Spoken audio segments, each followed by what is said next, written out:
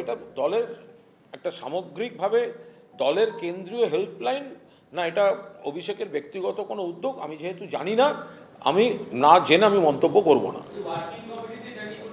না, এরকম কোনো আলোচনা হয়নি। ওয়ার্কিং কমিটিতে যেটা আলোচনা হয়েছিল যে সকলকে পাশে থাকতে হবে, কর্মীদের পাশে থাকতে হবে না, আমি ওরকম এক ডাকে ওই রকম আমি যেটা হবে এটা তো একটা দল, ফলে একটা দলের একটা কেন্দ্রীয় হেল্পলাইন, আমি ওরকম আলাদাভাবে আমার কাছে যেটা খবর আসবে আমি নিশ্চিতভাবে হেল্প করব। ভোটের 2 মাস পর ঘুম ভাঙল কালীঘাট তৃণমূলের। ভোটের প্রায় 2 মাস পর অভিষেকের নামে হেল্পলাইন ফের চালু হলো। ভোট পরবর্তী হিংসায় আক্রান্তদের জন্য হেল্পলাইন চালু হয়েছে।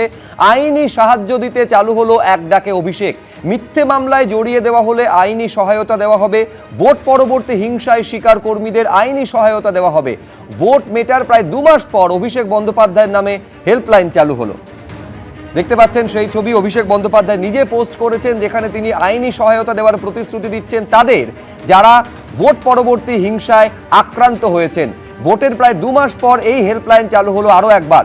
ভোট পরবর্তী হিংসায় আক্রান্ত যারা তাদের জন্যই এই সহযোগিতার হেল্পলাইন। আইনি সাহায্য দিতে চালু হলো এক ডাকে অভিষেক। মিথ্যে মামলায় জড়িয়ে দেওয়া হলে আইনি সহায়তা দেওয়া হবে।